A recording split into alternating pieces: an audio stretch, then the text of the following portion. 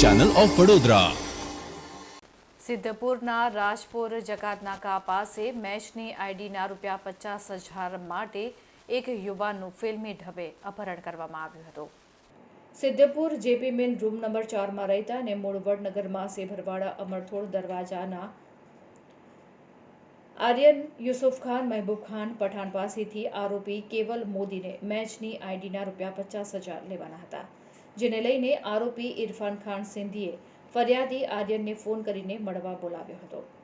જોકે આર્યન મળવા ગયો ન હતો અને જેને લઈને આરોપીઓએ ગુનાહિત કાવતરું રચી ગેરકાયદેસર મંડળી બનાવી હતી, જેમાં 2 ફોર્ચ્યુનર ગાડી તથા 1 થાર ગાડી લઈને આવી આર્યન પાસેથી લેવાના નીકળતા પૈસા બળજબરીથી કઢાવવા માટે આરોપીઓએ પ્લાન બનાવ્યો હતો। આર્યન સ્વિફ્ટ ગાડી સાથે નીકળતા જ આરોપીઓએ પીછો કરીને ગાડીને ટક્કર મારી ગાડીના કાચ ધોખાથી તોડી ગાડીને નુકસાન પહોંચાડ્યું હતું।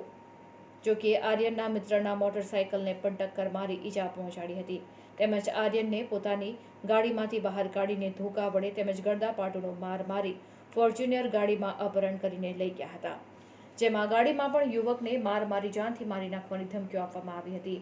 જો કે આ બનાવની જાણ સિદ્ધપુર પોલીસ સ્ટેશનના પીઆઈ જેબી આચાર્યને થતાં તેઓએ ગુનાની ગંભીરતા સમજી તાત્કાલિક બનાવવાળી જગ્યાએ પોલીસ સ્ટાફના માણસો સાથે પહોંચી જઈ અને સરકારી વાહન સાથે નાકાબંધી કરી હતી।